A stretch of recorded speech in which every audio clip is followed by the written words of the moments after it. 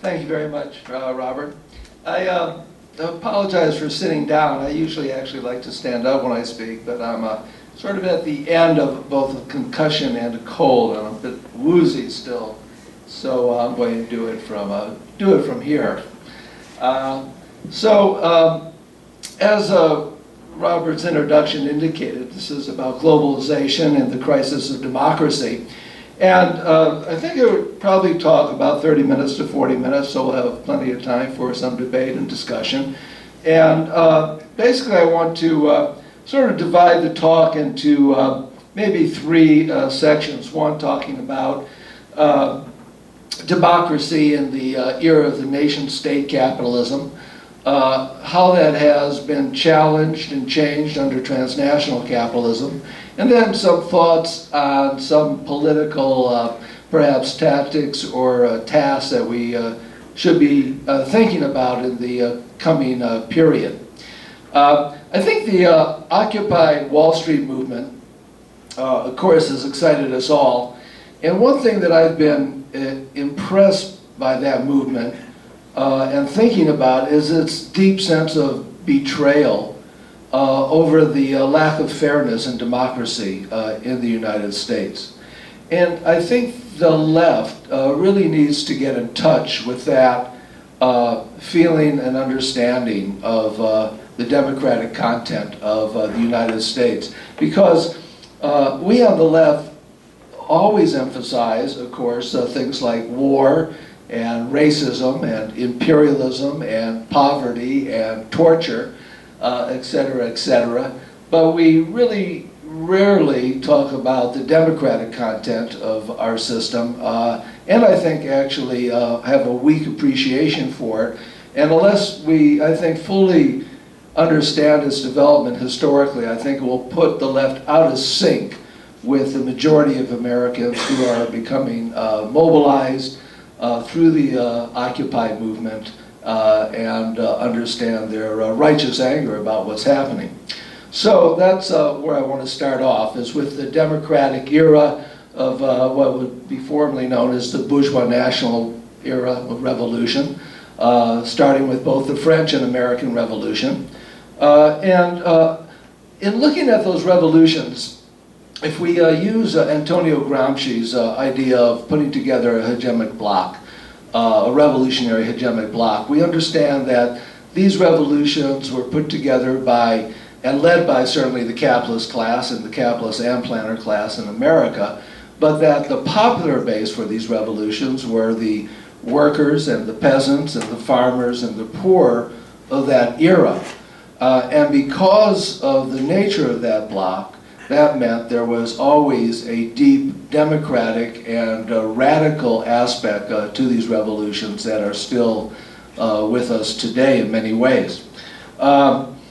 In France, of course, we had the rights of man, equality, fraternity, solidarity on one hand, and we had the property rights and profits on the other. And so those always were in tension. Those were always in contradiction. In America, of course, we had the Bill of Rights on one hand, and we had slavery and capitalism and the property rights on the other hand. But these revolutions introduced into world history the question of nationalism, citizenship, and human rights. And I think that is what many of the Wall Street occupiers relate to when they talk about a lack of fairness or a disappearing of fairness and democracy in our society. That aspect of these great historic revolutions. So that a social and economic contract, I think, was always really part, in many ways, of these revolutions. And of course, we're seeing the social contract simply ripped up and thrown away under globalization. And it's a qualitative change, I think, in the approach to ruling class power that we have to contemplate. Let me read you a quote, an early quote. This is from Cecil Rhodes, who was one of the great imperialist statesmen, of course, of Great Britain. Rhodes is speaking to the need to actually form a social and economic contract here. So, quote, "I was in the East End of London yesterday and attended a meeting of the unemployed. And I listened to the wild speeches were just a cry for bread and bread," almost like the Wall Street movements today, huh? "And on my way home, I pondered over the scene, and I became more than ever convinced of the importance of imperialism. My cherished idea is a solution for the social problem, i.e., in order to save the United Kingdom from a bloody civil war, we colonial statesmen must acquire new lands for settling the surplus population, to provide new markets for the goods produced in the factories and mines. The empire, as I have always said, is a bread and butter issue or question. If you want to avoid civil war, you must become imperialist." So I think what Rhodes brilliantly was understanding at that point was the need to create a middle class, to avoid the Civil War, and the overthrow of capitalism in Europe was going to be based on the exploitation of the Third World, and the bringing of that wealth back to Europe and eventually back to North America too, and the development of eventually over the century or so, home ownership and health care and education and car ownership and having a big TV in your living room, etc., etc., etc. That's where that strategy of Rhodes eventually led to, right? An economic social contract with the working class. And that was extended by Henry Ford when he doubled wages in the auto industry so workers could buy cars. And it was extended in the New Deal and in the post-World War II era, when middle-class society reached its greatest extent, probably in both Europe and the United States. Now, in the Third World, of course, these rights and social contracts were never formed because, first of all, in the Third World, you didn't have, at that point of Rhodes and up until the great liberation movements in the post-World War II period, and there was no social contract, there was no revolution, it was just colonialism.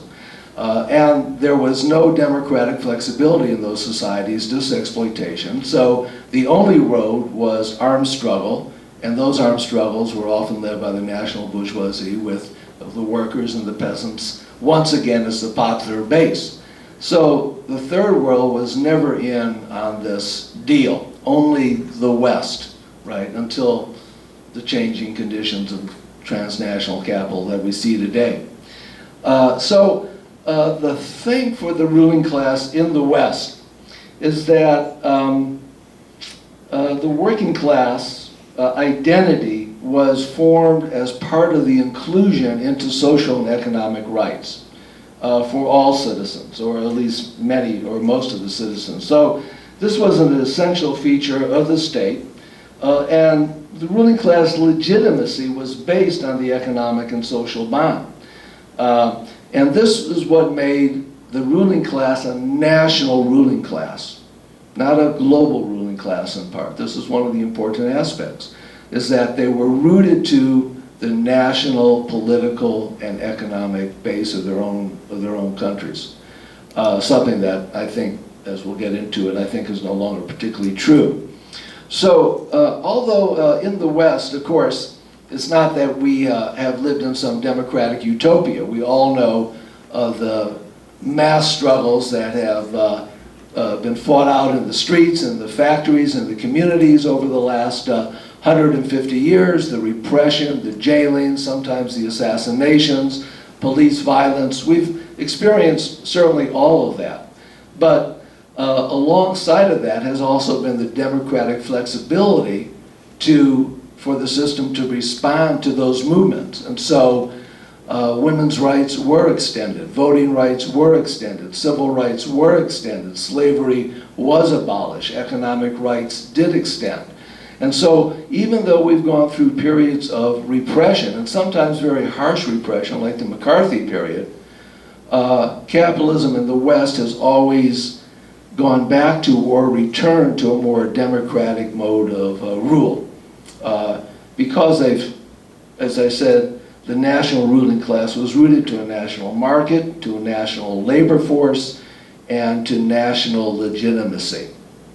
So I think the loss of this legitimacy is that the Occupy Wall Street movement is responding to or feeling of itself is very much connected to the transnationalization of capitalism.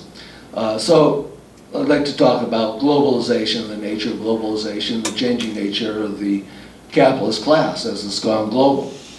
I think most of us, I would assume, are pretty familiar with neoliberalism as an ideology and as a policy.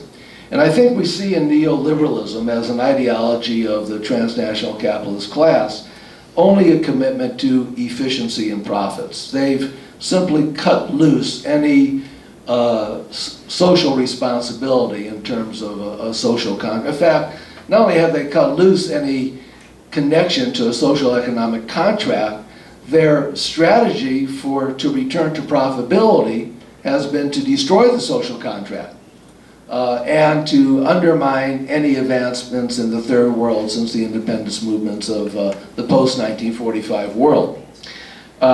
And so the structural adjustment programs that we see under the IMF, the privatization that was carried out under the IMF and the transnational forces, these are the flip side of the coin to the destruction of the social contract here that we're seeing in the West.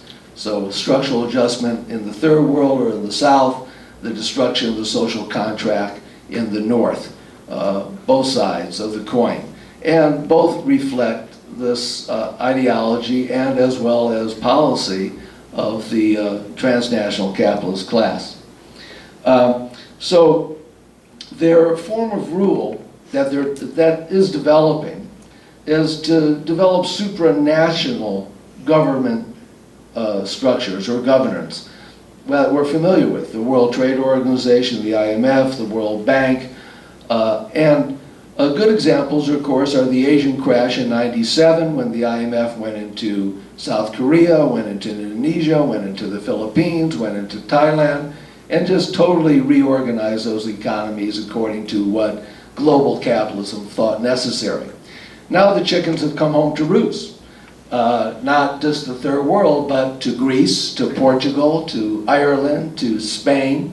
What better example than Greece of recently when the Prime Minister tried to hold a referendum and he was quickly called to task the very next day and told to get essentially his ass in line with the program.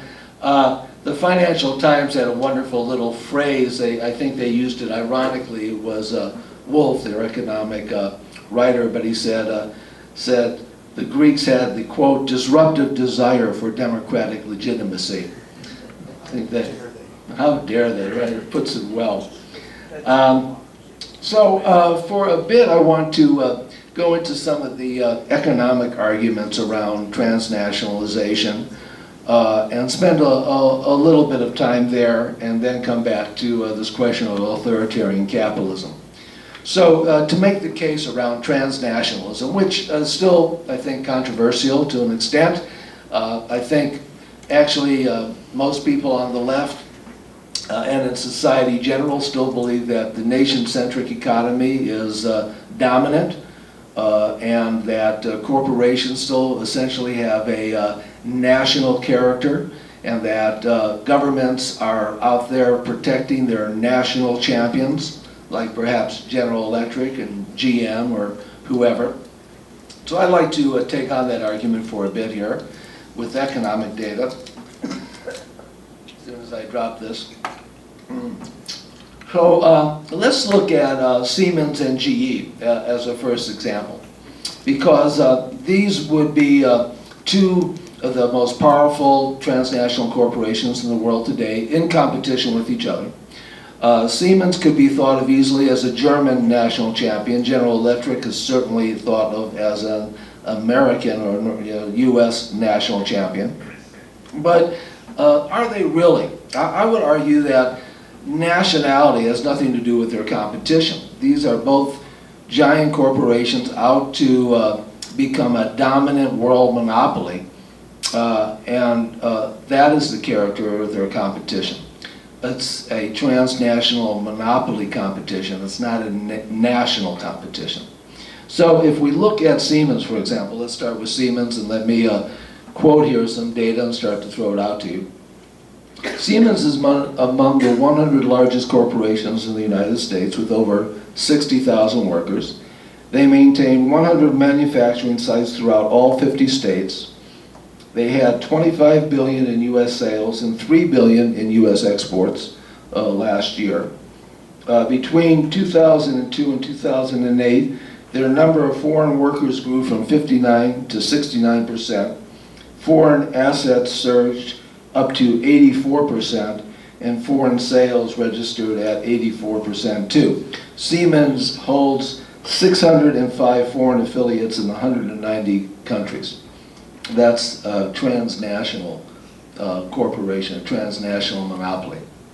Now, also, Siemens' position here is not to outcompete the United States. They're part of the U.S. economy itself, right? I mean, it's important to Siemens to have a strong U.S. economy. Not only that, they help our balance of import-exports. They're exporting here $2–3 billion every year from the U.S. They're employing U.S. workers. They're paying good wages. So, where's the national? How are they a national champion of Germany here? They're as much of a national champion of the U.S. as they are a national champion of Germany. If we look at GE, we see a very similar pattern. In fact, in the last decade, GE has laid off 20% of the U.S. workforce. 50% of their workers are offshore. 50% of their assets are offshore. Foreign sales are 64%. And they own 787 foreign affiliates in over 100 countries.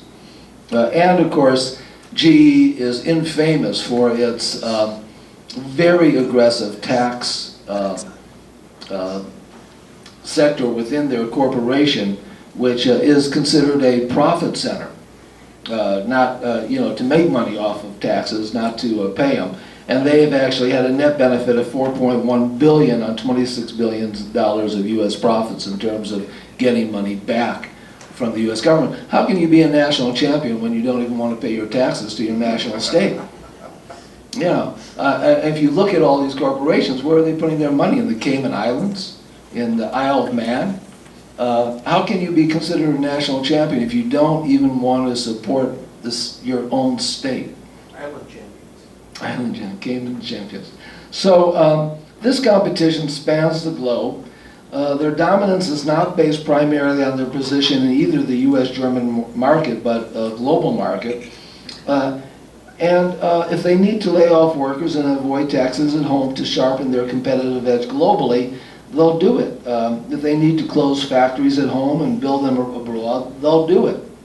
So the main result of globalization has not been to enrich a particular nation, but to increase actually capital flight and offshoring, right? To reduce your workforce, to reduce your national footprint.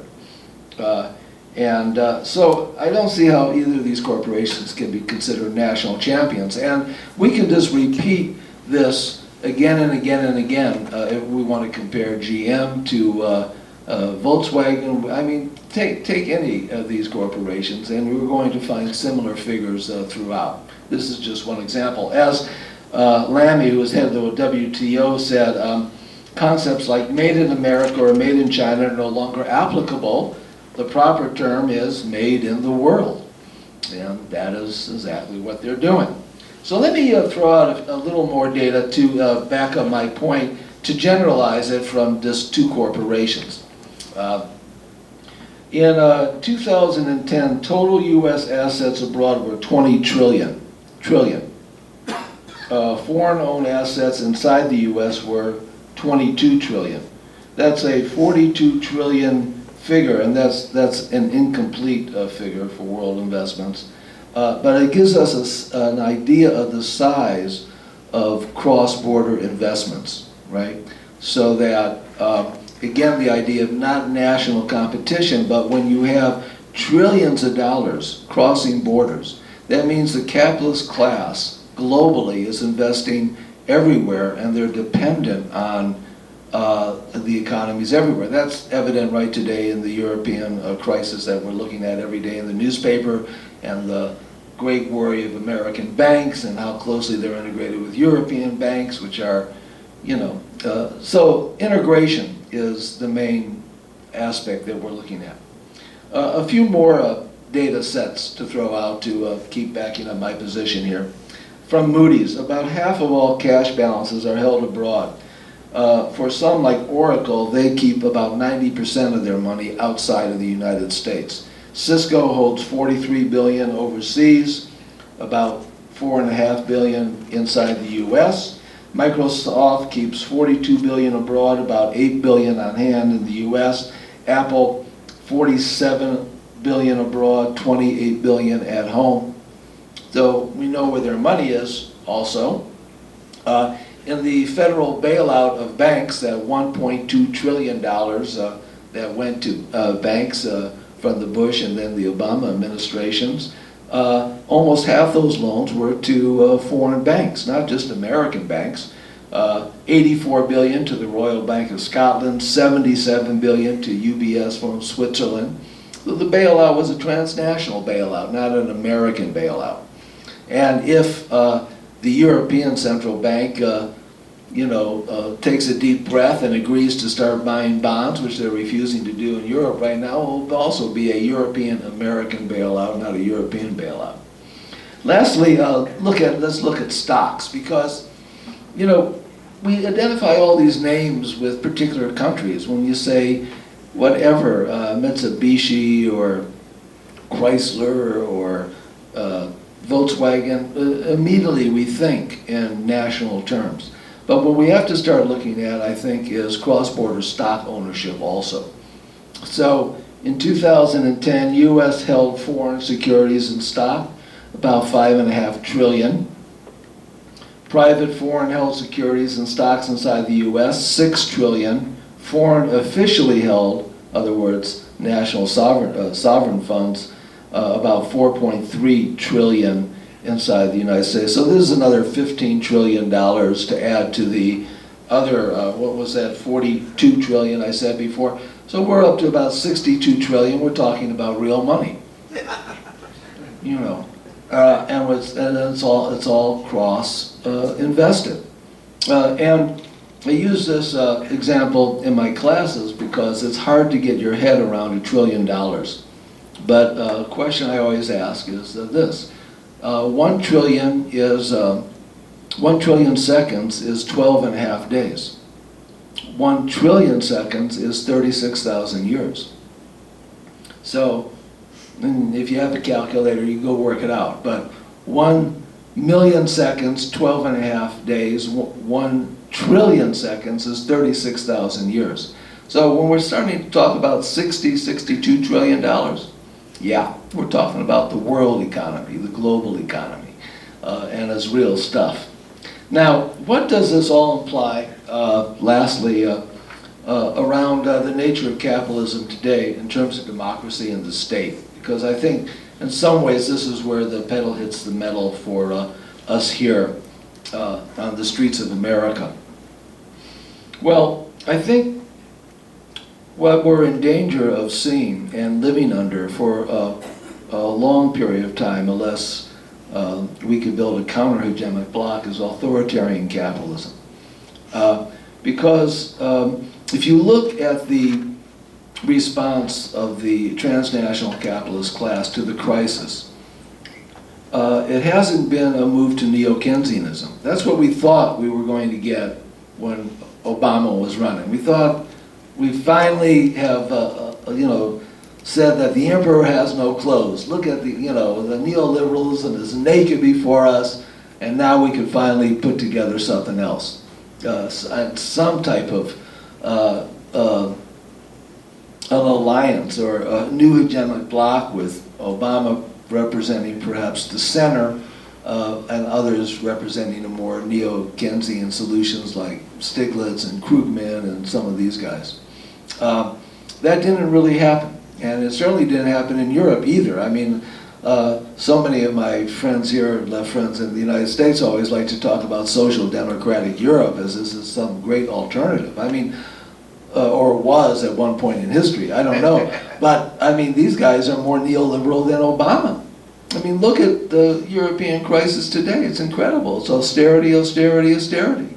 The new head of the European Central Bank just made a speech yesterday. He said, no, the way to solve this is not a bailout, not stimulus. You need to have a more flexible labor market, i.e. more layoffs, more temporary workers, force people on welfare back into the workforce. You need to be more competitive, i.e. lower your wages, cut wages. I mean, it's the same dogma of the last 20 or 30 years. So they just double down on it. They can't get out of it in their thinking. So I don't think we're entering a period of real fascism. I mean, some of my friends on the left have started to talk about fascism. Bill Robinson, an old friend of mine, who's of course a major theorist of transnational class, has talked about the danger of fascism. And I think in the history of the US left, we like to talk about fascism a lot. I think too much. Every time somebody gets hit by a billy club, we say, fascist, Capitalism is quite repressive enough without turning to fascism. Capitalism is imperialistic, racist, and oppressive without being fascist. Fascism is the open dictatorship of the most reactionary, racist wing of capitalism. The open dictatorship. In other words, tear up the Constitution. And I don't think we're going to see that. There may be latent fascist elements in the Tea Party, certainly in the fundamentalist right-wing Christian movement, among maybe corporations like Blackwater Z, these mercenary corporations. But I don't think we're looking at the need. I don't think capitalism is going, even in a crisis at this point, revert to fascism, but authoritarian capitalism. Authoritarian capitalism which will continually try to narrow democracy and put the decisions in the hands of supranational institutions and technocrats, and make decisions in which no matter what the politics locally are, you simply can't affect because the decisions are qualitatively being made outside the nation, in the WTO, in the G20, in the IMF. And remember, fascism is a reactionary nationalist ideology. Globalists aren't nationalists. That's a problem. So in forming a new hegemonic bloc, the fear of fascism, one thing that they would have to resolve is the globalist nature of capitalist rule today with the reactionary nationalist ideology of fascism. That's a hard political question to crack for the right wing. But authoritarian capitalism certainly, I think, is facing us. So let me end with a few observations, I think, about Obama and perhaps a new hegemonic bloc and the possibilities that are perhaps arising today. When Obama ran, I think there was a new hegemonic bloc being put together. And certainly the popular base was among youth and minorities and among trade unions.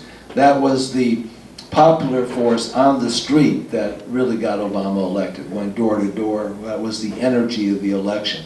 Certainly on top of this hegemonic bloc was capitalist class that had rallied around Obama as the new solution, neo-Keynesians, and sort of what I have in previous talks and articles talked of as the structuralist wing of the transnational capitalist class, guys like Sumner's and Geithner, sort of the center forces within the globalists. When Obama got into office, he had the choice, I think, to form a center-left or center-right coalition in terms of his policies and the way he ruled. He could have formed, considering he's in the center with Sumner's and Geithner, because there are free market neoliberals far to the right of Sumner's and Geithner, and they're still they're still mainstream Wall Street. These are mainstream Wall Street reactionaries. So I think Obama had the choice, yes, to go with guys like Sumner's and Geithner and ally either with the neo-Keynesian wing, represented, let's say, by Krugman and Stiglitz and other economists and George Soros and Warren Buffett and those types. But what he chose to ally with was the Wall Street bankers. Those are the people that they really sat down in the back rooms and worked out the policy with, were the right wing of the transnational capitalist class, the neoliberal, the hardcore neoliberal wing. And that's why there's been so much disappointment and disillusionment, I think, with Obama.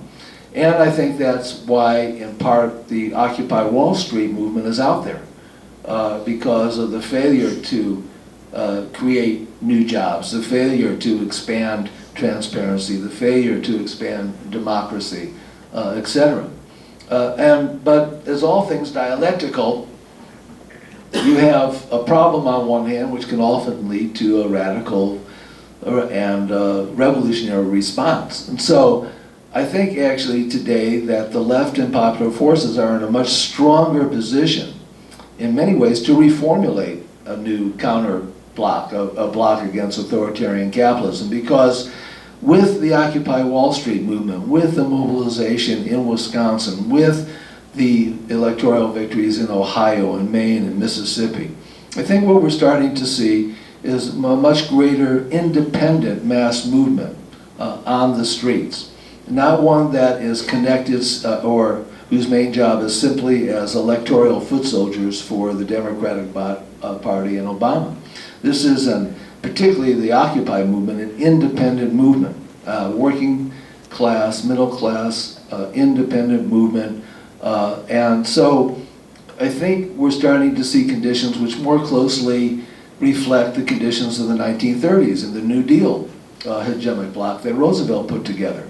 Because at that time, you had the left, whether it was the Communist Party, the Socialist Party, or the Socialist Workers' Party, massively organizing on the grassroots level, in alliance, yes, with Roosevelt and the New Deal, but with a much more powerful independent militant movement on the street. And that's what that force, that pressure was the driving force behind the New Deal. And if that can be developed, if that type of hegemonic bloc can be developed to push Obama further to the left and to push these neo-Keynesian globalists further to the left, I think that we'll see some positive developments where we can really create some advancements and a new broadening independent movement. So let me close it there and open it up for some debate and discussion.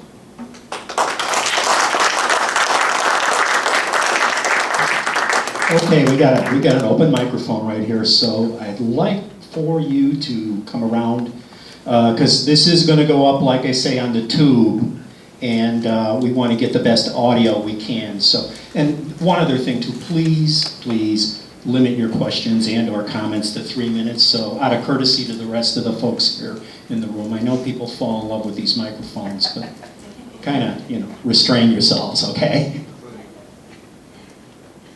Okay, you just emphasized about how Obama allied himself with the Wall Street bankers after he was elected. Wouldn't the Republicans have done essentially the same thing if they had been elected? Just as a retrospective, could you address that? Yeah, absolutely, but you wouldn't have had the stimulus package that we got. You wouldn't have had some of the, as weak as Obama has been, I think all you have to do is look at Europe today to understand what we could have had or will have if he's out of office. So I don't think we should take the position that there's no difference between the Republicans and Democrats. There's no difference between Perry and Obama. And I think that's nuts. At the same time, we don't have to make Obama into some left-wing demigod, too. We'll just be realistic about the strategy and tactics. Jerry, I really like your talk. I agree with everything. Oh, good. But there's another dimension I wanted to sort of. I'm curious about your feedback, your comment on. Rabbi Michael Lerner of Tikkun magazine had an article a month or so ago that really, been thinking about a lot, and he's arguing that in the history of capitalism in the 20th century, you've had a rational capitalist class as well as the irrational crazies, okay?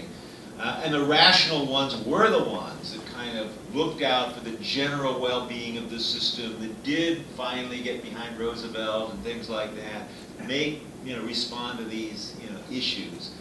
His argument is that rational capitalist class has become totally demoralized, okay?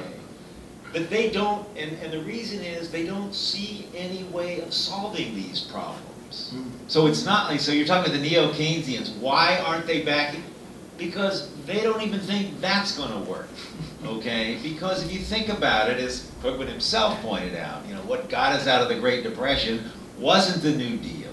It was World War II got us out of the Great Depression. So stimulus at that level, what it would take just isn't in the cards because we have these massive debts and so on and so forth. There's no way of getting out of that, so that the rational capitalists just giving up, and let the, give it over to the crazies and let them run the things. And I wonder what you think of that. I mean, it sort of fits your analysis. Yeah. I don't know if I would call them the irrational and rational wings. I think they're all rational from, the logic of capitalism. They just have different policy strategies. But there is, I would agree totally that this lack of leadership is because they have no solutions. And in fact, you're seeing articles pop up in all the major newspapers, New York Times, Financial Times, etc., about where is the leadership. And that is the problem, because they're all still working within this box and there is no solution within the box. Which raises the question of this hegemonic bloc pushing past the Democratic Party into a socialist alternative, right? That at this point, is it possible at some point, as the struggle continues and as the crisis continues, that more radical solutions will be proposed, more radical solutions will be thought about, economic democracy, cooperative market socialism, all these forms will start to sound more rational. It was one of the Republicans, was it Gingrich or somebody? I was just listening last night. He said they were talking about the 9% approval rate of Congress. And there was some poll that was taken. And they said 9% approved Congress and 11% of Americans think communism is better than capitalism. Damn. Yeah, things are changing. So there may be, I hate to fall into this thing, is the final crash here, is the final crisis here, because we've been talking about that for 120 years or so now. But this is a box which I think they really have no answers for. They're really trapped. I will just one other thing, I'm sorry. I did read an interesting report by Robini, is that the economist? Robini. And two other guys. And they were calling for a $1.2 trillion investment in infrastructure, which they would say would produce 5.5 million jobs each year for a 5 to 7 year period. So I think that a more radical sort of actual Keynesian policies may be, I mean, obviously the Keynesians are thinking more radically these days. Whether or not that will actually be taken up in any real way in government policy, we'll have to see. Hi, Jerry. I believe I last saw you about 5 years ago in the streets of D.C. protesting WTO. I know if I don't That's right. remember what it was. But it seems to me what we're doing is reverting back to feudalism. We're going to have transnational corporation nobility, and then that's immune from prosecution, that's their benefit is everything, and then the people are disposable. Factories move to where the cheapest labor is. You see that the reversion back to feudalism, and I also think that's natural for human nature. We're hardwired. We're born to, we see it in animal and insect behavior all the time too. Like the ant colony, everything's around the queen and her attendants. And like the wolf packs, you know, the breeders, the alpha male and female are all important. Everybody else sacrifices. And also this would explain why we tolerate this huge wealth of a few people. Why aren't we complaining? I mean, I think there should be a maximum wage, but yet we greatly tolerate exorbitant wealth. Do you see it, any relation there? I guess it would be comparative psychology. Well, I guess two parts to the question. I'd like to refrain from saying that we're going back to feudalism, just like I would try to refrain from, some people say 21st fascism will look different from 20th century fascism. I think we have to deal with terms that are contemporary and within the proper historic context. So I prefer authoritarian capitalism, certainly the way you described it as a power above democracy, a power that is separated from the nation state. I would agree with those descriptions, but I wouldn't call it feudalism, which is based on a whole different mode of production and relations. In terms of the psychological aspects that you have talked about, it's interesting because that's always part of the discussion, I think. But I believe that human solidarity and cooperation is as deeply ingrained, if not even more so, than the competitive nature. I think if you really think back about Homo sapien history going back 40 or 50,000 years, that the current sort of dog-eat-dog society that we have is maybe relatively recent. I mean, for the first 30 or 40,000 years, out of that 50,000 years, we were basically in small clans and small tribes working together, no private property, everybody dependent on each other's labor, sharing what they caught on the hunt, sharing the agricultural goods. So that's pretty deeply ingrained in human nature if you look over the 50,000 year span.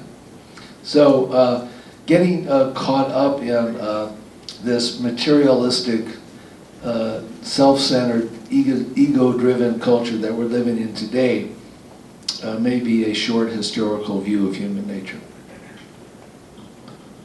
Jerry, a couple of comments. First of all, on Obama.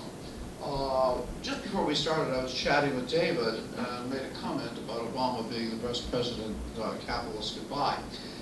If we go back to the last election, because the capitalist class, the transnational capitalist class, especially the financial sector, Wall Street, had given Obama 3 times as much money as they did McCain. They're going to still give, they're going to place their bets. As of today, Obama has about 3 times as much money from Wall Street as all the Republican candidates put together. Okay, that's just reinforcing which means that I'm going to go out on a limb. I've done this privately, publicly. Obama's going to be reelected. It's not going to be Perry. And I think that one of the indirect consequences of the Wall Street movement, whether it's not a direct and indirect, is that I do think that the Democrats will regain the House because of all the Tea Party people are pretty crazy, as has been discussed here. Not psychotically in the psychiatric sense. Okay, 2 quick comments on fascism. I do think that what we have today is what Sheldon Wolman has called inverted totalitarianism, where we have the masquerade of democracy, but it doesn't really matter whether it's which puppets are having their strings pulled. It is capital. But the question I want to get to, because of a difference that I have, as you well know, but other people may not, in the globalization crowd, we're part of that crowd. I don't think that the nation state is obsolete, and that nations are, and that nationalism is something that comes from an ancient ideology rooted in Westphalia, and we saw. One of the consequences today that we're seeing, and you kind of alluded to, is a resurgent nationalism going on in the world today, especially right now in Europe, where long before this shit hit the fan, that's otherwise known as the emergence of the economic crises, we began to see growing Islamophobia because of the downturn, stagnation of the economy, and just like here, we'll blame, let's see, I don't have enough time to blame all, to find out who's one. African Americans, of course, they've been around for a long time, don't blame them. Mexicans who bring terror, who come over here to plant the anchor babies that are going to go up and be terrorists and bring leprosy with them. Let's see, who else? Muslims, of course, because we know millions of Muslims come here to drive taxi cabs and blow them up in the middle of State Street or something like that. Okay, but the main point I want to make here is this contradiction between this total, whatever you want to call it, of the transnational self-centeredness and embracing their own structural reform ideology of fuck the people, we want our profits. But at the same time, we're seeing this resurgent nationalisms all over, and this is in part of the problem that's taking place right now in the Eurozone crisis, that the Germans feel that they work hard, they've done everything right, their economy is growing at 4% a year, they're running shortages of their skilled labor. Why should they support those lazy Greeks who take 6-hour coffee breaks, 6-month vacations, and retire at 50? I want to say about this contradiction of this emergent national, and we see this. I mean, it's unbelievable in places like Sweden and Holland. I mean, the Dutch example, where you have an openly gay prime minister who's openly Islamophobic. Well, nationalism is alive and well, and will be for many, many, many more decades, I believe. And I think it's quite natural during times of great economic tension and crisis to see both the rise of the left and the right. And that's the history of the 20th century, right? So people who have seen the problems of globalization, it's easy to blame workers in other countries for the problems, right? Nationalist reactions, Chinese taking the jobs, Mexicans taking the jobs. So nationalist ideology still, I think, has very deep roots in the culture, and it's not expunged within the ruling class either. I mean, I think we're in a transformative period, and every country comes to globalization in its own particular context and culture and at its own pace. So I want to be careful about just trying to paint one sort of global, unified picture of transnational capitalism. I think it's filled with tensions and contradictions above and below, and that you have to look at every country within its own particularities as well as considering the general trends that we're seeing at a world scale. Okay, I want to chime in on the last couple of questions that were raised. I'm kind of thinking in my simple-minded way that the resurgent nationalism is there on purpose. And the reason I'm saying that is because while finance and capitalism are being globalized, people are being penned in more and more. And I think the whole nationalist ideology is contributing or being used to contribute to that. And if you have any comments.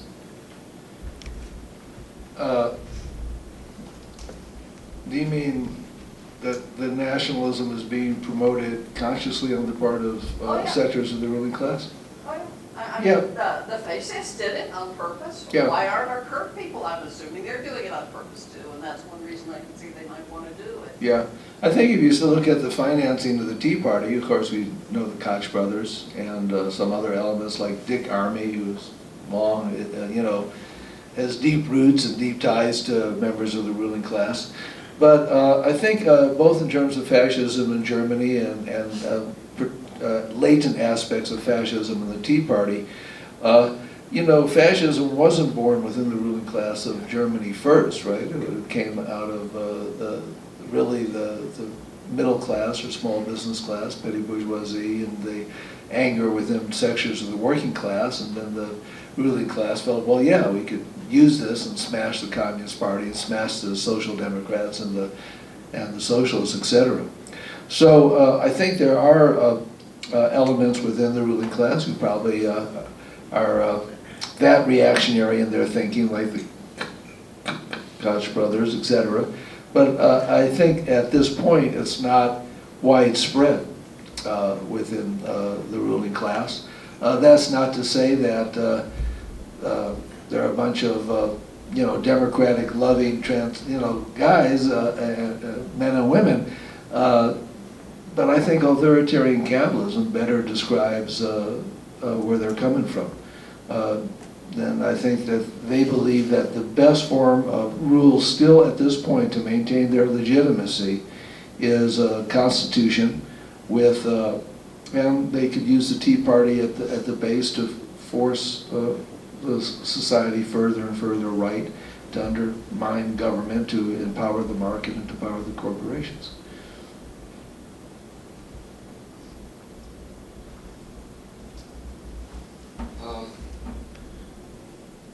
I agree with 99% of what you say. I only have two different things we should look at. I disagree that Europe isn't leading us. I mean, we could call them what we want, but they still give things to the middle class that we don't. And I think they've been through all this that we've been through, and they're reacting to it in a proper manner. And that goes for Europe, not maybe the 27 nations that are with them, but Germany, France, Italy, Spain, do have free education. That is a big thing. And they allow more parties, communists, and they allow them on the ballot, whereas we don't. That's one thing. The other, I think it's okay to call these Republicans fascists. I really do believe that, because we are, and it's us too. Anybody that disagrees with us in their mode of government, we bomb. We take them over one way or the other. We have a cause of revolution, starting with 1917 with the communists. We sent 100,000 Marines to help the whites, and then, but we backed out. I guess we saw that there's no stopping this movement. But now, look all the times we've been in Haiti, and we're going to go to Iran one way or another. We took care of Iraq based on lies. So to me, that defines fascism. Well, your 99% story reminds me of something. How big is the 1%? You know, my uncle was underground during the McCarthy period, and they came to one of his friends who, being an elder Jewish man, had this thing of never being sure quite of everything. So when they asked him, do you know where Fred Fine is hiding? He said, I'm 99% sure I don't. And he said, boy, did he suffer for that 1%. So the 1% on fascism. I think the problem with calling the Republicans fascists is this, is that when we speak to outside the left, and we use that type of language, I don't think people accept it or believe it, because I think the vast majority of Americans think when you say fascist, when we say fascist, think of a dictatorship where you're looking over your shoulder at the secret police, you have no constitutional rights, there is only one party that's legal, that is, and as Dimitrov and Palm Dutt described it, the open dictatorship. Capitalism is violent, racist, repressive, imperialistic, without being fascist. That's why we're anti-capitalist. So that's why I don't think we should use it, because I think when we use that type of language, When we go up and talk to people in the Occupy Wall Street movement and people who are just opening up to an analysis of the problems of capitalism, when we call it fascist, they'll be thinking in the back of their mind that, that's going a little too far. I don't think I live in a fascist dictatorship. And I don't feel I live, well, I mean, where's the FBI busting through the door, dragging me away? You're going to put it up on the web? This is a fascist society? Come on. So I think we have to be careful and more realistic in our rhetoric. I would agree with you on many of these greater social and social democratic rights still existing in Europe. And you're right to point that out. But I think they're being rapidly undermined. I think, in Greece they're pretty much gone. And I think that's how these transnational capitalists are using the crisis in Europe, is to try to wipe out the last vestiges of the socialist tradition that was so powerful and so important in European history. So, two different points. One is this issue of nationalism. I mean, I think we've really got to be dialectical about that, right? Because we're thinking of nationalism, fascism, and so on and so forth. Remember, it was nationalism that inspired the Third World revolutionary movements, okay? And the nationalism, I mean, the transnational capitalist class has got to be worried about nationalism, right? They're the ones that want freedom to export their capital wherever they want, to send their jobs wherever they want, and so on. So to the extent that those guys get branded as, anti-nationalists, I think it's something we should keep in mind, because, for example, we do need to nationalize the banking system. I mean, that was we're now learning, being talked about in the inner circles of the Obama administration during the crisis. Well, let's nationalize it, and let's make the commitment to keeping investment at home and creating jobs at home and so on. Democratic workforces don't relocate abroad, in search of cheaper labor. So we got to think about how to paint ourselves as the true nationalists in some ways, without all the nasty stuff that goes with it, the racism and the Islamophobia, et cetera, et cetera. So that's one set of thoughts. The other thing, something I've been thinking about a lot recently, Terry Eagleton wrote this book, published by Yale University Press just this year, Marx Was Right, okay? Now, I haven't read the book, so I don't know what he says it's right about, but one of the things I think is very interesting, is to think about technology. And this, I'm suddenly remembering hearing this argument long ago when Barron and Sweezy's Monopoly Capital. But in some sense, capitalism got really lucky in the 20th century. We had the Great Depression, right in line with what Marx was predicting. And remember, Marx was talking about labor-saving technology, how you've got this contradiction. The capitalist always wants to save labor, replace labor by machines. But the long-run consequences of this is, among other things, well, if you're laying people off, then how are they going to buy your goods, and so on and so forth. And then we had the Great Depression, okay?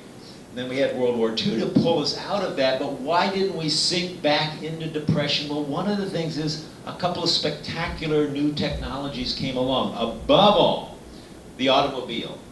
The automobile, which did replace some workers, right? The people that made buggies and so on and so forth, but it was a new technology that actually generated far more jobs than it replaced. Not only making cars, but building the interstate highway system, the largest public works system in human history, gas stations on every corner, auto mechanics. Suddenly areas get opened up for construction and so on. That is a contingent historical accident. And that gave us, the golden age of capitalism and so on. But if we look now at the technologies, there is nothing, it seems to me, on the horizon, that is generating far more jobs than they're destroying, and there's nothing inherent in technology is going to do that, and there's nothing in terms of the market. The market is in no way going to say, well, we got these labor-saving technologies, so we'll spread the leisure around, everybody can work less, and so on and so forth. It doesn't work that way. So there's a real fundamental materialist problem right now, which is pointing to what I said earlier. I think the rational capitalists are right. There isn't any way out of this problem within this framework. So from their point of view, forget about it. Just grab what you can and hope for the best. On the first point, I agree totally. There's always been reactionary nationalism and revolutionary nationalism, and we have to figure out how to operate within that dialectic. On the second point of technology, absolutely. I mean, and just not the automobile, but electronics and jet airplanes and the synthetic chemical revolution after World War II. And also just the rebuilding of the world, right? I mean, was a huge boom, etc. But let me position the Van Jones possible technological revamping of capitalism, making it green capitalism. And I don't know if politically this is possible given the leadership and the contradictions that they're in, but if we think about the needs of what a green sustainable economy would look like, we would have to redesign almost everything, right? Transportation, energy, agriculture, architecture, the production process itself, the consuming process itself. I mean, just right at every level. It seems that there's no logical barrier to capitalism to carry that out, because they can make money doing all that. You can tear down buildings and rebuild them on green, sustainable lines and make money. You can rebuild the energy systems and make money, as we're seeing right now. You could, redesign all this stuff and make money off of it using new technologies. I don't see any logical barrier within the accumulation, profit, competition logic of capitalism that prevents them from doing all this. I do see huge political barriers. The barriers of oil, fossil fuel, coal, the lack of political will, reactionary religious ideology that even denies that any type of ecological crisis. So I think the political crisis prevents it, but that's sort of Gore's strategy and Van Jones. I mean, there's that green sector of capitalists who argue this. Do they have the ecological time? That's another question. And I think it's getting really short, too short for them to implement their strategy almost within the box that we're in, given the next 100 years in terms of having to solve global warming and some other of the major problems that are going on. But, I sort of disagree with Foster and some others who argue that that it's impossible within the logic of capitalism to seize upon sustainable technologies and renew itself. I don't see why they couldn't in terms of profit and production and accumulation. I see it as a political barrier. Yes, thank you for your talk. I have to say something that's really probably completely off the subject and a bit of a lecture, but you put some bees in my bonnet. And the person to blame actually is Bill Pels over in the corner, because he taught me this, and I couldn't let it go by without comment. Fascism is an interesting subject historically, and most people's, I hate to say, most people's understanding of it is a little limited. The historical definitions of fascism are a set of characteristics in a matter of degree. And the most important element in deciding whether or not a society or a period is fascist or not is the degree to which the overriding ideology penetrates every element of life and production and eliminates or subverts or otherwise regularizes all the institutions of that society and allows no other independent institution, no other independent ideology. And one of the problems when you start talking about fascism as a set of characteristics, with the militarism and the totalitarianism, is that there's no good, simple definition that only includes what we classically call fascism, keeps all the other totalitarianisms out. I'm sorry, the history isn't that simple, doesn't exist. There were elements of overriding ideologies and no allowance of any other ideology or competing independent institutions under Soviet communism and under Maoist communism. So there's no simple way to talk about it. I think I think I started waking up in the 80s that this overriding ideology that the market is good and everything else is not worth talking about, it does start penetrating every element of American life and does start penetrating every element, every single portion of every institution you can think of. There's no institutions that stand up and openly say this is wrong, but there are individuals who can in this country. I think your comment is very important, because if the state has the monopoly on violence, then violence is used to put down every competing whisper of any competing ideology under fascism. And that's not happening here yet. There's not the FBI coming at our door. When we go to demonstrations, there aren't huge counter demonstrations of people with clubs and that sort of thing. So, no, I don't think we're in fascism now. We've got to be careful about throwing the term around. I had a second comment, but I guess I can't even remember what the hell it is at this point. So, thank you for listening. Just one short comment on that. There's a friend, a guy from Crete, George Lakadakis, who's a Marxist, and he actually uses the term of totalitarian capitalism very much in terms of the definitions that you just gave of the totality of the penetration of capitalist culture and ideology and the market into every form of life. But again, I think if we use totalitarianism to describe our society today, that is just going to fall flat in terms of convincing the vast majority of people that that's the reality that they live. Yeah. I am wondering what's going on in society, that we have in this room 25 men and only 3 women, if I count it right. I go to energy conferences at the university, physics conferences, but it's always about the same case. What's going on? Why is this system keeping women that way? You look at these modeling magazines and all that, and they are using women for selling shit. So that's just a comment from here. However, I also wanted to introduce something that is maybe in the social sciences, and that is, you know about the concept of domestication. Do you know about that? If you want to get a little bit into it, go and look into the internet. The domestication of the silver fox was related to Stalin putting a scientist in Siberia, and the consequence of what happened when these scientists domesticated these animals was that not only they changed physiologically, their bones and everything structure could be different after they were domesticated after 5 generations, 5 breedings, but they also, the animals, were not being able to mature as adults. They were able to mate, but they don't become emotionally adults.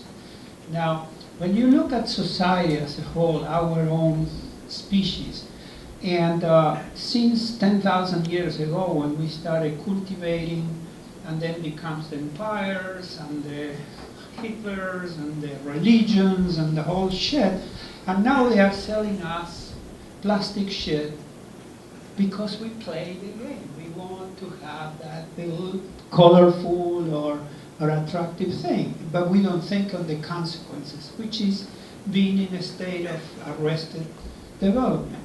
And if you look closely to see how many men that they go and they go with their motorcycles, with their bodies on Sunday, because well, I want to go, and they leave the family at home and the kids, and they don't give a shit that if they have an accident and they couldn't work anymore. It is really, really something. So also that the Industrial Revolution seems to have promised to society a new era of abundance, of less work, of health, you know. And they accomplished that by means of engineering. It was not because drugs or anything, because clean water and things like that. So we have longer lives and so on, and we probably don't work as hard in the mines and everything, but obviously, in order to maintain this state of manufacturing and making shit for no real needs of humanity, we have to exploit people because nobody wants to work in those mines if you can do something else. So, I don't know, I wanted to bring that issue of the domestication of the human being, and so maybe you can... Well, let me just comment on one very aspect which you brought up at the very beginning around the lack of women. I mean, I'm not going to go into a analysis of patriarchal society, but it is interesting, I think, in the Occupy Wall Street movement and the slogan of the 99% is really a very broad class slogan, right? Poor, working class, middle class, everybody. And it's the first class-based movement, I think, that we've had since the 1930s. And in the 60s, particularly, I think, we were mainly in identity movements, right? Women's movement, civil rights movement, youth movement, gay movement, and which I think also led to postmodernism becoming very popular in academia, too. So I think that's one of the exciting and interesting things about the current Occupy movement is its inclusive identity and the brilliance of the 99% slogan, which is coming even out of the mouths of most newscasters and commenters now are forced to use it. And I think, too, that postmodernism has already been fading, but I think it's really going to just sort of gone at this point, yeah. What is the saying? Excuse me? I say, what is the saying that's coming out? Oh, that we're the 99%? I mean, the newscasters are being forced to use this concept and context to discuss the movement. Who is the 99%, where and who is the 1%? And, when would they ever talk about like that before,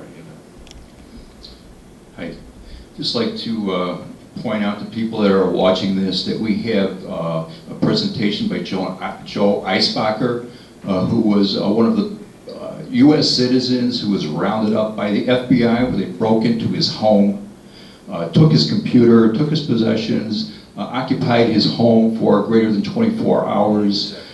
He's right in the place where he's sitting right now. The FBI does go into your home and does drag you out and does keep you in court for a protracted period of times. The last couple of days, they're having hearings again. Last, I think, was on the 5th, I think, they had a group of people meeting at Kent State Law School. So there are some things that you have to really acknowledge that does exist. You brought up Van Jones. Van Jones was great for a pseudo-populist revolution, not revolution, but maybe incitement of people to go out and vote and have hope in Obama. As soon as there's the slightest little bit of problem, he was jettisoned along with any kind of programs that he had. He's coming back now because it's election time again. I would like to characterize the police use of violence, pepper spray, tasers as a demonstration in itself of basically protecting the property of the people who are taking control of the society.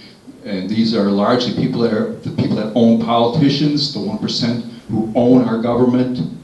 And when people come out there and sit there and act together in a group in a very cooperative way, supportive way, and they get sprayed, and they get beat, and they get peppered, and they get shot in the head, and they get concussions, and they have all kinds of injuries. That is a demonstration. We are having demonstrations in the street. Just because you can't deny them just because there's a uniform on them. That's an actual demonstration.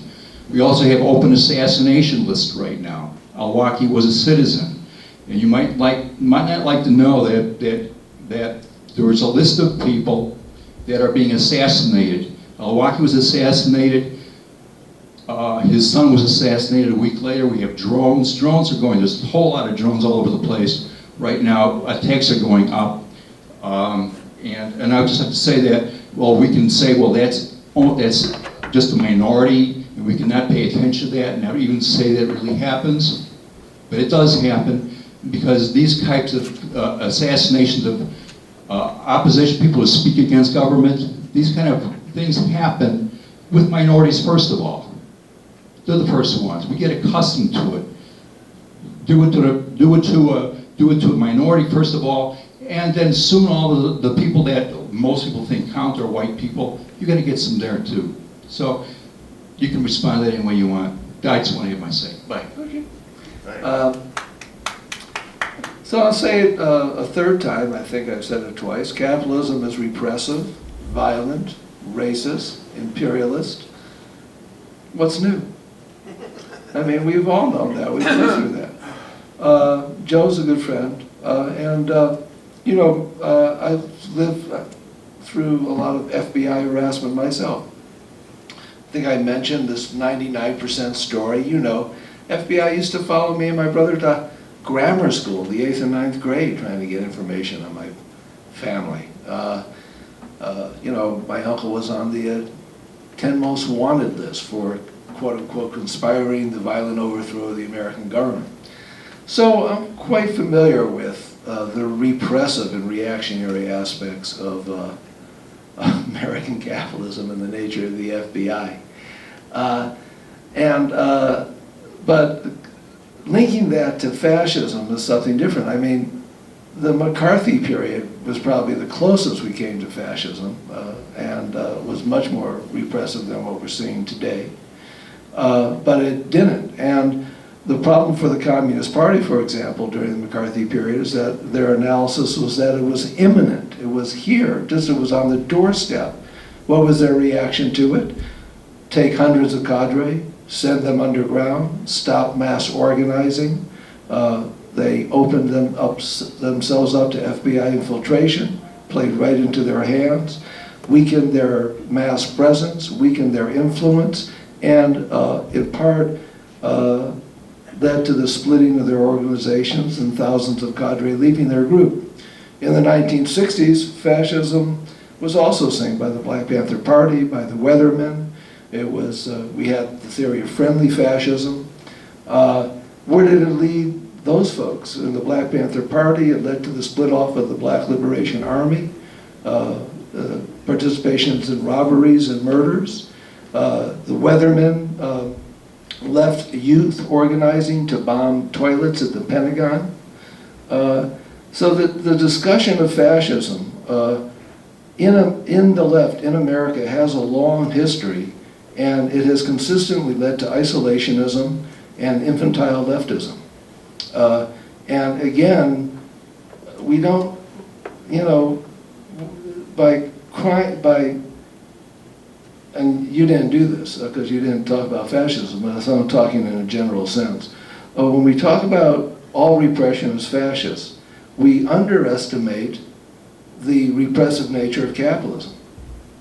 You know, capitalism has all these repressive tools at its fingertips, and fascism is its very last tool to retreat to in the face of overwhelming crisis, and to hold on to any type of power that they have. So.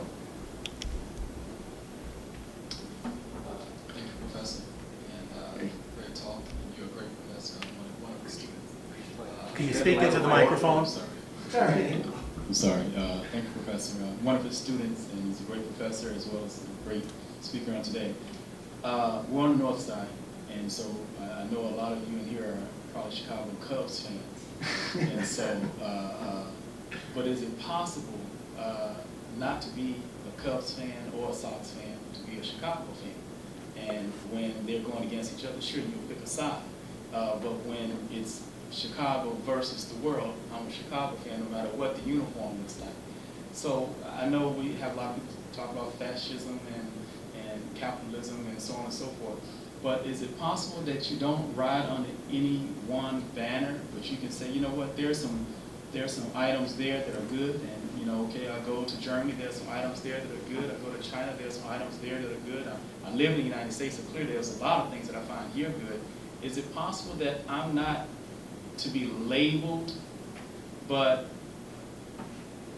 I just, per candidate, Republican this time, Democrat this time, I'm voted for the Republican mayoral candidate, a Democratic automatic candidate, a Tea Party, is it possible to say, hey, I'm not going to be labeled, but still I'm a conscientious voter, citizen, and a good neighbor?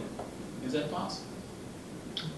Well, I think the idea of avoiding labels is a good idea. But we also have to recognize that there are very definitive political strategies and ideologies that are very defined, very well organized, and have the intention of power. So we need to confront that and define it, and at times, if necessary, label it for what it is. I think that way, hopefully, people can actually clarify beliefs and philosophies where the vast majority of Americans would unite around the democratic traditions that I spoke of in the very beginning of my speech, because I think that represents the best of America and what 99% of Americans are striving for, that type of society. But without drawing a line and talking about what's going on politically in the country, I think it would be inviting, the snake in your bed. And we got to be, careful about that.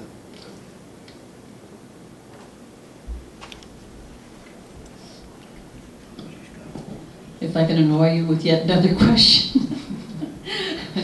Taking unfair advantage. Where's everybody else? Anyway, the topic of nationalizing the banking system came up. And as I understand it, there is some effort underway at present to create state-owned banks. I think is it North Dakota, someplace there is a state-owned bank, and I think there's a push going on in Illinois at the time. So what do you think about taking back the banks, democratizing the banking system? Is there any hope, or is this a fantasy? Well, anyway, over to you. Yeah, I'm all for it. It's a great idea. I think David is the expert here. I mean, he's the one who's really articulated this as part of the market socialism and economic democracy vision of particularly regional banks being under public ownership and having the idea of investing to make the economy run, not the whole speculative, aspect that we've seen run totally wild in the last 30 years. So, yeah, I mean, that's one of the great mischances that we've had. We essentially did nationalize the banks, but, right? Right? I mean, we essentially owned all this stuff through our tax money, but of course, that wasn't part of the political agenda. But I would invite David to speak next on the banking system.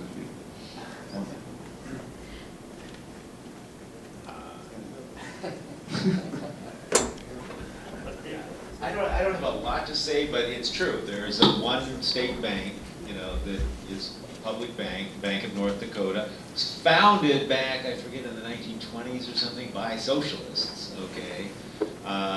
This has recently attracted a lot of interest. So I heard recently, I think 12 or so states, have commissions that are studying this to see if something like this might be feasible. Because yes, I think if we're going to think in terms of, ultimately where we want to go, we've got to have public control over this investment function. Another model here, which has also gotten a lot of attention recently, is the Mondragon Corporation in the Basque region of Spain. There's a new documentary in the process of being made about that. You may know the U.S. Steelworkers in 2009 signed an agreement with the Mondragon Corporation to try to set up Mondragon-style cooperatives, in the United States and Canada. But everyone that studies the Mondragon phenomenon, which now has like 100,000 workers, it's the 7th largest company in Spain, and so on and so forth, was the creation of a bank in 1959, dedicated not to maximizing profit, although they wanted to make profitable, but to creating employment in the Basque region. Okay, and Mondragon to this day, I mean, that is the primary goal. Now it's nationalistic in the sense that You know, we're oriented toward creating employment in our region. That means we do have companies abroad and so on and so forth, you know, but they're not, we don't take our things and ship them abroad. Some imports are better if we're having them manufactured in other places, we can get them that way. But having a bank oriented toward full employment, I think, is absolutely vital. And it's part of a long-term strategy, but it's also something that's got some political traction right now, and we should definitely be supporting those sorts of things. Thank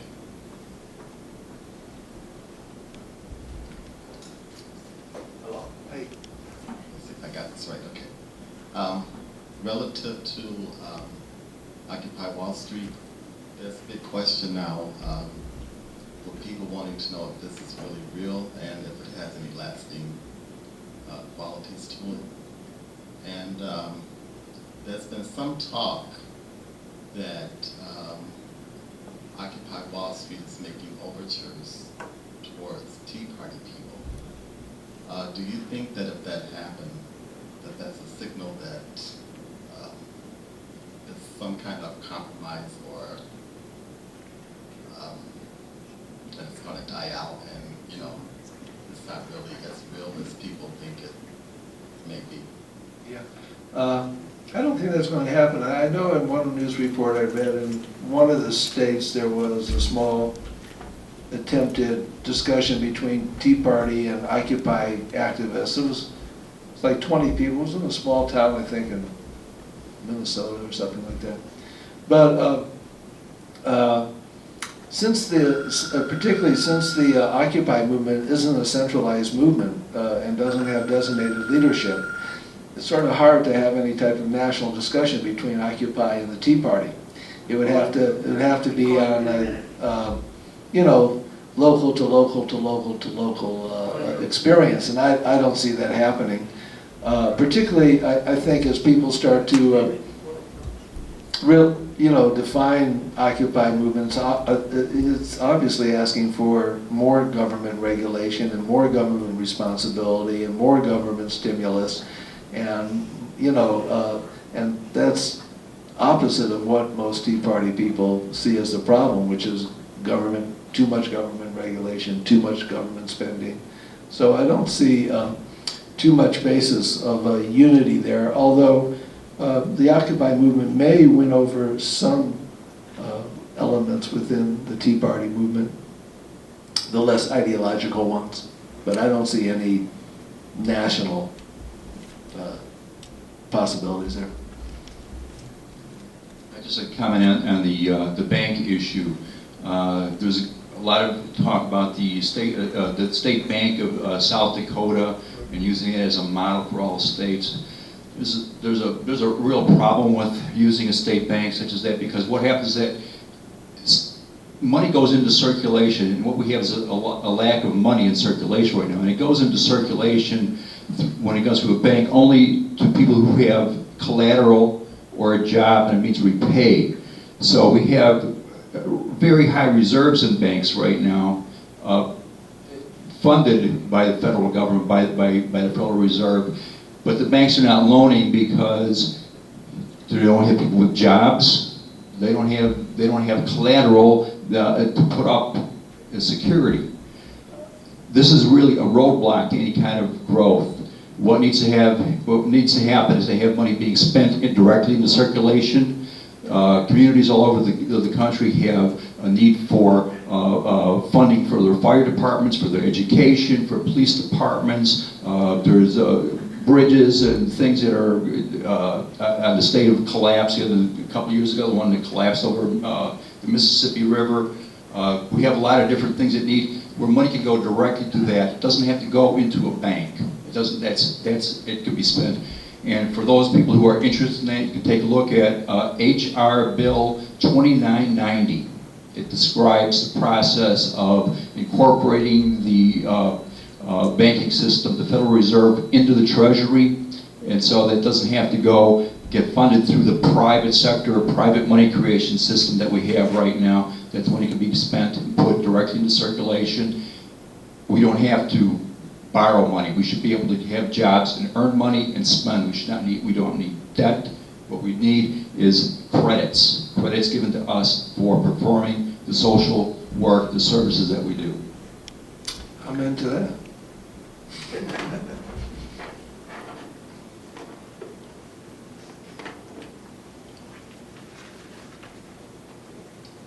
Yeah, I just want to take this opportunity to thank you for this discussion we've had here today. It's been quite good.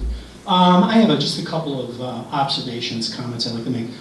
First of all, since we've been on this question about banks, what about the notion of a national bank? This strikes me as one way around issues that Glenn was describing, problems that we have. Okay, I'm going to leave that. I want to, that's just a comment. I just wanted to say, you know, that we are the open university of the left, and I think like the whole purpose here is that a group of somewhat like-minded people come together and we have discussions, and obviously we have disagreements. I don't think necessarily that we're going to, you know, come out of here changed as people. That's not necessarily what the idea of all this is. You know, hopefully, you know, however, you know, when we come to something like this, we do learn things. I mean, I know there's never a time, I can truthfully say this, and I've been involved with this organization for years, where I didn't gain something by virtually every event. And we've done some crazy things. I mean, we have had a few, you know, I don't want to get into it. I mean, some of you have been to some of those things, and I know we were, you know, we're never going to do them again. But having said all that, you know, I just, you know, I'm going to go to the question. It seems to be what the, you know, the argument has been here today about what is this thing? You know, and does it really matter? I mean, if we call it fascism or imperialism or a police state, that's what I like to think of it as. I mean, the last time I looked, and again, like I said when I was up there on the other side earlier, I remember 40-odd years ago, the police didn't look anything like they look right now. I mean, think about that for a minute, you know? If this isn't a militarization of that, I don't know what is. So, you know, in some respects, we have traveled down this road in this place that we find ourselves in. I mean, we may be at a tipping point here.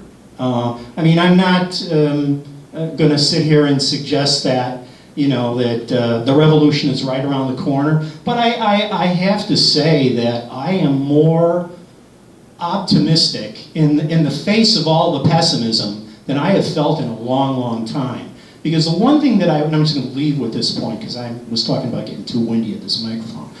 But the one thing that I really have taken away from Occupy Wall Street is that if it's nothing else, it is definitely profoundly an anti-capitalist movement. Now, you know, the bourgeois press would, you know, they're still sitting there asking the question, but what do you guys all, we know, come on, let's get real for a minute. I do think that this movement is perhaps what it's the greatest threat to is the other party of business. I am talking about the Democratic Party.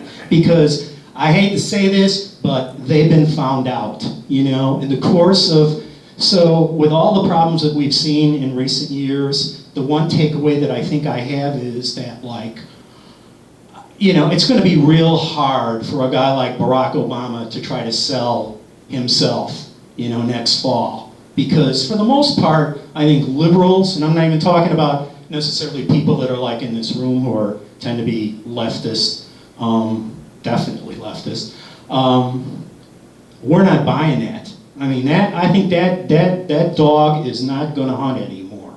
And because of that, this system has got a real problem.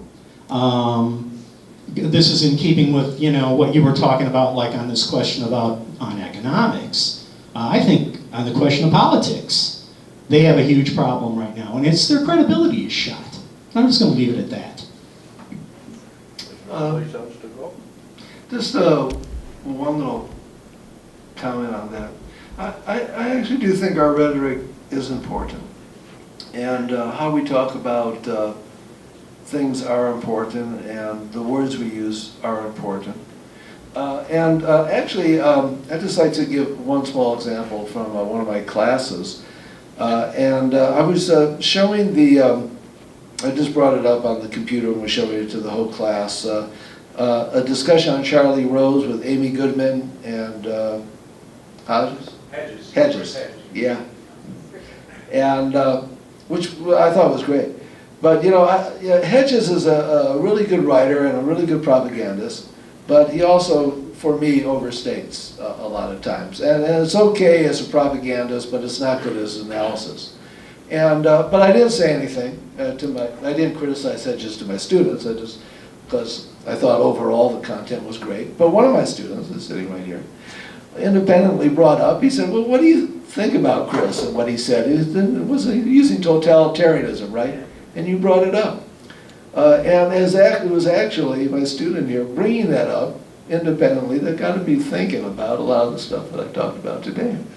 About what does our rhetoric really mean to people who aren't in the left, who don't have this history, which means 99.999% of the American population? And how do we talk to them?